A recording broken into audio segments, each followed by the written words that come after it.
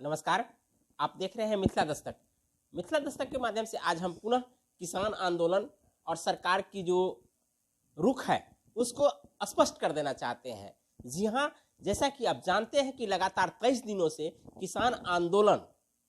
जारी है और एक तरफ किसान अपनी मांगों को लेकर अड़े हुए हैं तो दूसरी तरफ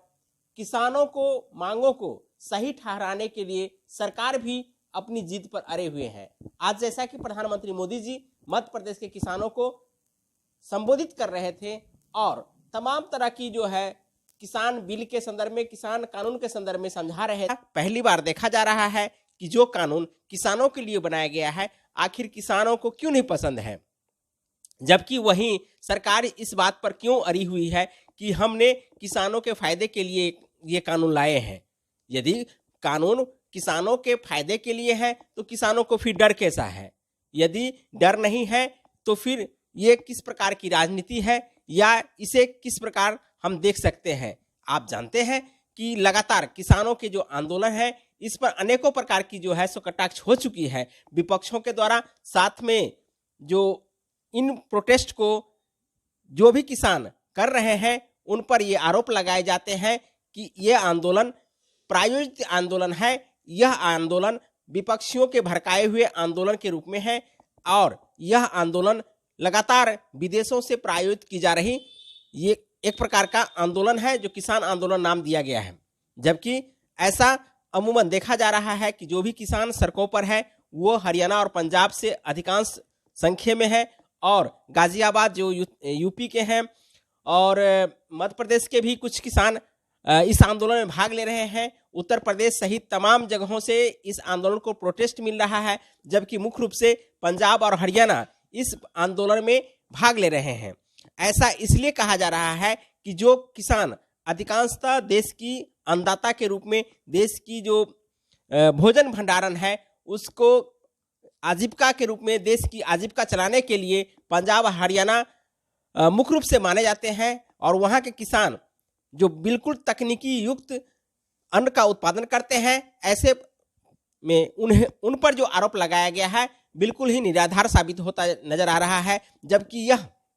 सरकार और आंदोलनकारियों के बीच जो मामला फंस रहा है इस पर केंद्र सरकार की ओर से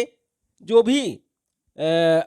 बात कही जा रही है वो किसान या तो समझ नहीं रहे हैं या किसान की जो मांग है वो सरकार समझने के लिए तैयार नहीं है। जो कानून 3 कानून के रूप में किसानों के लिए लाए गए हैं वो आखिर क्यों किसानों को पसंद नहीं है या सरकार जो कानून लाए हैं वो क्यों किसानों के ऊपर थोप रहे हैं। ऐसे में जो मुद्दाएं हैं लगातार 23 दिनों से गरमाया हुआ है। सरकार एक तरफ अपनी जिद पर अड़ी हुई है तो वहीं आंदोलनकारी किसान इस बात पर अड़े हुए हैं कि जब तक ये कानून वापस नहीं ली जाती है तब तक हम लोग आंदोलन सड़कों पर संसद में करते रहेंगे। साथियों, जैसा कि आप देख रहे हैं कि ये आंदोलन आप लगातार 23 दिनों से देख रहे हैं, ऐसे में कई प्रकार की शहादत भी हो चुकी है। जैसा कि आप जानते हैं कि बाबा राम सिंह जो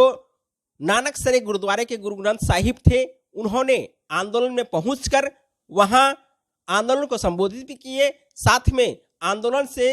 हतोत्साहित होकर साथ में आंदोलन को तेज करने के लिए उन्होंने गोली मार करके अपनी आत्महत्या की है। और यह आत्महत्या वहां के श्रद्धालु जितने भी ग्रंथी है उन्होंने इसे आत्महत्या नहीं बल्कि एक शहादत कहा है और इस आंदोलन में एक प्रकार से आग में घी डालने के बराबर हुआ है। और यह आंदोलन लगातार तेज करने की बात जो भी आंदोलनकारी हरियाणा और पंजाब के सिख, खासकर सिख समुदाय के जो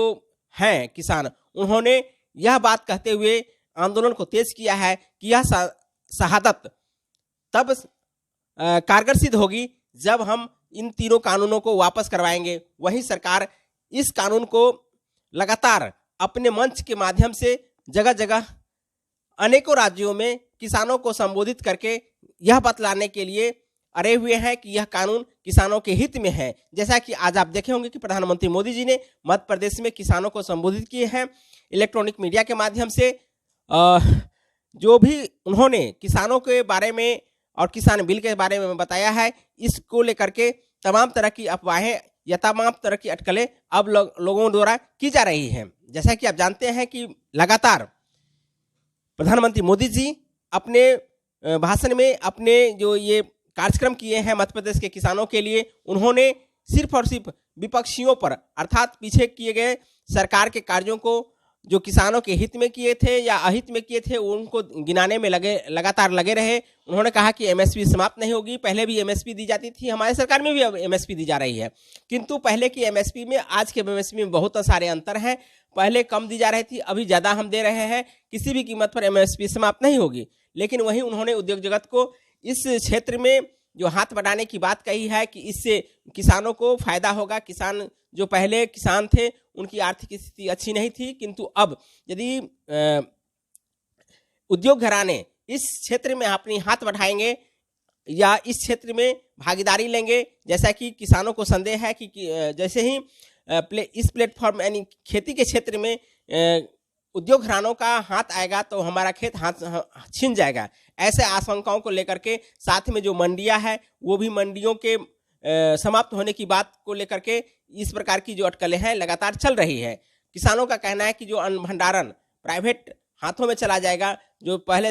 मंडियों में थी, एपीएमसी के द्वारा जो मंडियों का जो अन्न का भंडारण होता था वो न हो करके किसी खास कंपनी के हाथ में होगा जो अधिक से अधिक अन्नों का भंडारण कर लेंगे और कालाबाजारी होने की चांस होगी, जिसमें कि किसानों को सही मुआवजा नहीं मिलेगा। ऐसे में गारंटी युक्त